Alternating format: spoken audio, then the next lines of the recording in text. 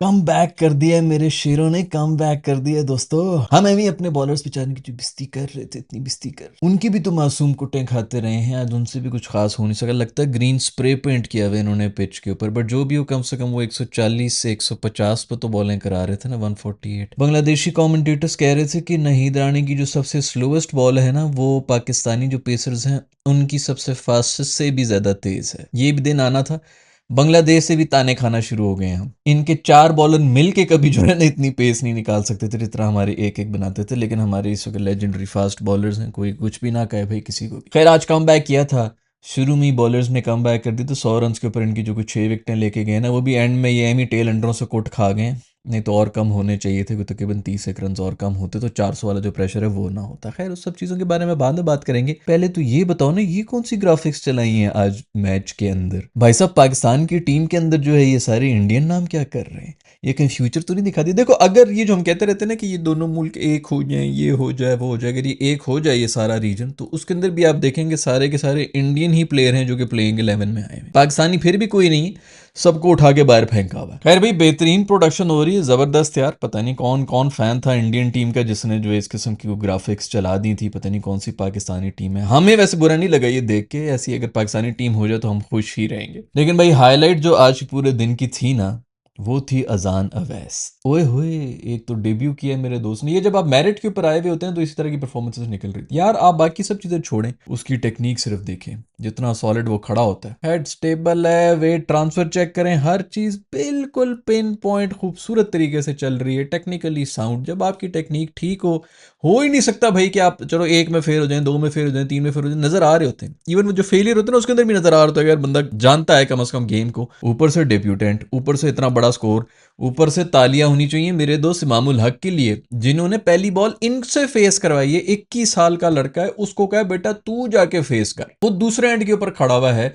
ऊपर से नाहिद राणा और जितने भी उनके जो पेसर्स हैं, लंबे लंबे चौड़े चौड़े हैं बांग्लादेश वाले, 150 के ऊपर वो बॉलें करा रहे हैं। पिच के अंदर मूवमेंट भी है, हिल भी रही है, और बच्चे को आगे कर दिया कि जा बेटा तुम उधर, तुम संभाल लो, मैं इधर खड़ा हूं, मेरी फिक्र ना करो, मैं इधर खड़ा हूं, मैंने विकेट बचाई हुई, तुम बस आराम से फ्रीली खेलो, जिस तरह भी खेलना है खेल लो। ये हमारे सीनियर्स हैं।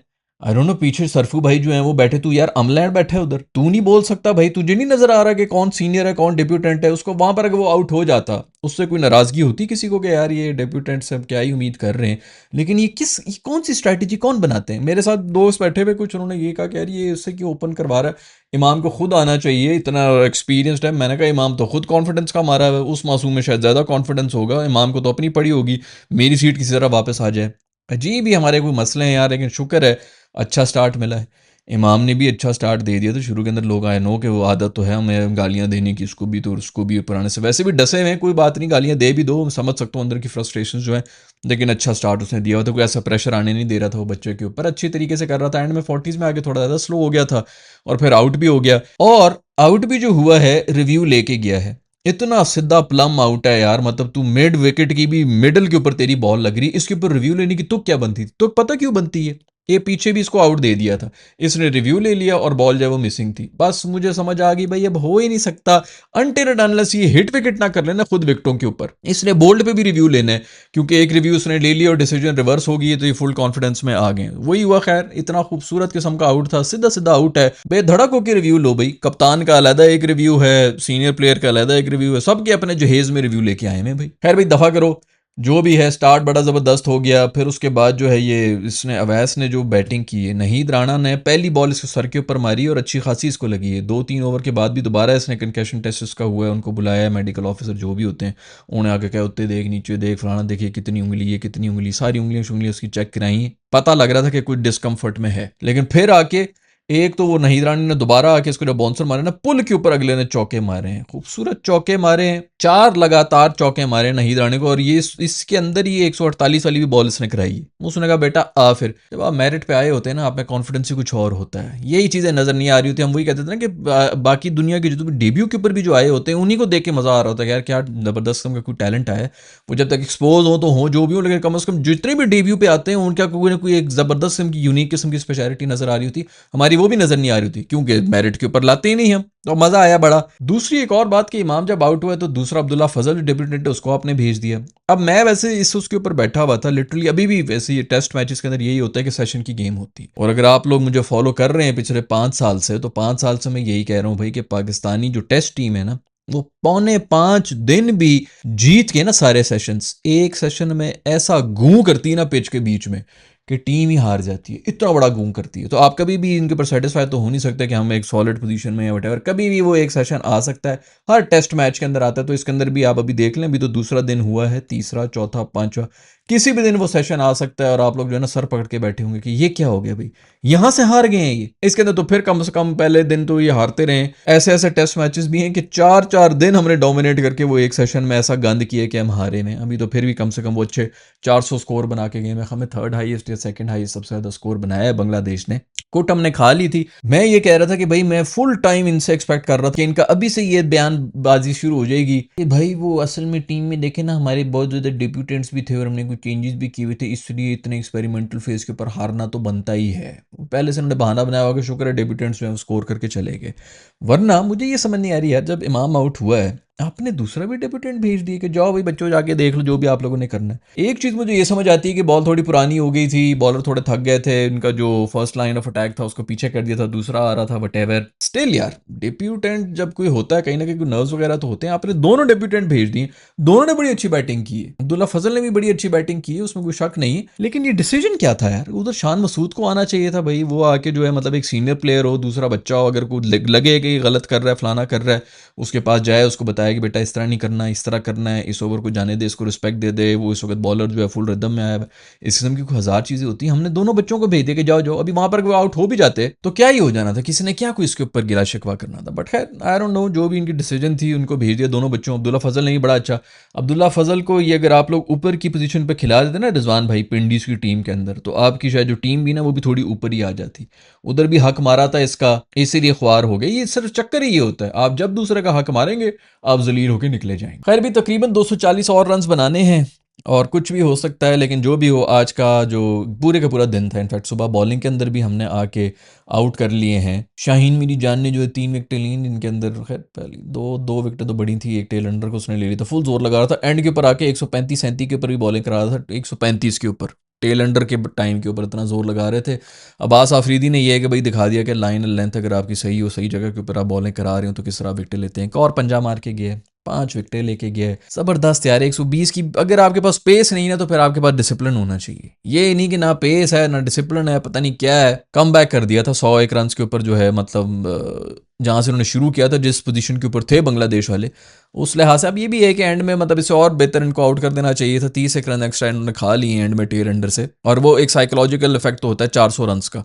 बट शुक्र है कि स्टार्ट इतना अच्छा मिल गया और ये दोनों लड़के इतना सॉलिड खेल रहे हैं। अब आई होप कि आज जाके वो ज़्यादा हवाओं में ना उड़ जाएं, क्योंकि लोगों ने तो अभी उनको तारीफ़ें करनी है, जगह जगह पे उनके अब्बू को फ़ोन आ जाएंगे, एमएनए साहब ने जी, मिनिस्टर साहब ने फ़ोन कर दिया जी आपका बेटा है हमारे इलाके की शान है, उधर चला गया एंड ऑल दैट। वो सारे जो है अभी थोड़े हवाओं में जाना शुरू है, गुब्बारे की तरह हवा भरना शुरू हो जाएगी और फिर फटने के लिए रेडी हो जाओ जब भी होना है। बट जो भी हो, आई होप कि कल भी जो है इसी तरह ग्राउंडेड, मेरा सरफू भाई है ना वो इनको समझा देगा कि बेटा आप नहीं इंटरनेट नहीं यूज़ करना, बिल्कुल मोबाइल बिल्कुल बंद है, बिल्कुल बंद है, जहां से आप अभी आए इधर सो जाओ, सो जाओ, 9 बजे तुम लोग सोओगे, सुबह में सबसे पहले तुम लोग को उठाऊंगा। खैर भाई जो भी हो, सबसे बेस्ट पार्ट यह था कि जबरदस्त रन रेट के ऊपर इन्होंने स्कोर बनाया है। ये बहुत बड़ी बात है यार, क्योंकि नॉर्मली इस तरह होता नहीं है भाई। टेस्ट मैच में जो है आप वो शेल के अंदर गए हुए होते हैं, 70 बॉलों के ऊपर 20 रन हो रहे होते हैं जी, 12 ओवर हो गए 20 रन के ऊपर जी, रोक रोक के खेल रहे हैं। उसके बाद फिर आउट भी हो जाते हैं और बंदा कहता है यार ये तो प्रेशर अभी भी हम पे है, कब से खड़े हुए थे और अभी भी हम पे प्रेशर ही है, बॉल पुरानी कर रहे हैं, फलानी कर रहे हैं, घिसा रहे हैं, बकवास किस्म के। वही 2003 की जो स्ट्रैटेजी होती थी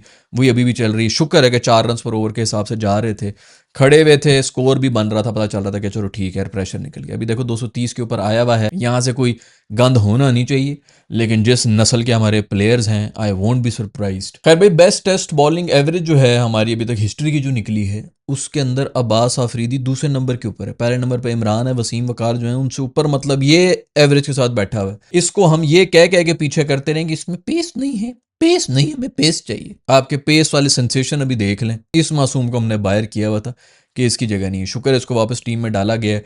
अभी तो आगे जो सिचुएशन वगैरह बनी हुई है इनकी, अभी जहाँ पे बॉलिंग करेंगे, अभी जो वर्ल्ड कप भी हो रहा है वो भी मेरे ख्याल में साउथ अफ्रीका के अंदर हो रहा है, तो वहाँ पर भी इस किस्म की बॉलिंग तो चल रही होती है। इंग्लैंड शिंग्लैंड मेरे ख्याल में उन्होंने जाना है टेस्ट मैचेस खेलने के लिए, वहाँ पर तो हमारे सारे शेयर बने होंगे। रूफी मेरा दोस्त देख कैसे सांप की तरह हिलाएगा, वो तो कंडीशन होते बहुत सूट करती हैं, बट उधर देखना है इसको इस पेस के ऊपर क्या खूबसूरत बॉलिंग कराएगा। खैर एंड में जब ये खत्म हो रहे थे, इनके आउटशॉट हो गए थे, हमारे शाहीन भाई ने 135 की स्पीड के ऊपर मारी, और मार किसको रहा है? उनके नाहिद राणे को, तो उनके जो बॉलर्स हैं उनको मार रहा है, आंखें दिखा रहा है, क्या कुछ कर रहा है। मैं सर पकड़ के बैठा हूं, मैं क्या बे यार, अभी उन्होंने आना है बॉलिंग कराने के लिए, उनको ना तपाओ, ये तो तुम अपने बैटर्स के लिए बुरा कर रहे हो। वही हुआ, नाहिद राणे ने आके जो है बाउंसर वाउंसर मारे, वो तो शुक्र है हमारे बैटर्स ने किसी तरह बर्दाश्त कर लिया, वरना ये बिल्कुल ही उल्टा हिसाब हो गया था। बैटर्स मासूम जो वो गालियां दे रहे हैं, अबे क्यों फड्डे कर रहे हैं इनसे, इनको तपाया हुआ है, कुट्टे हम खा रहे होंगे। मैं ये भी देख रहा था आखिरी ये जो पेयर था उसके, ये मुझे अब याद नहीं पड़ रहा उसके बाद कितने रन बने, लेकिन हमारे रिजवान भाई ने बड़ा ही बेहतरीन किस्म का एक रन आउट भी मिस किया। स्टंपिंग कैचेस वो सब तो छोड़ो, रन आउट तक बात आ चुकी है। उनका मूड ही नहीं है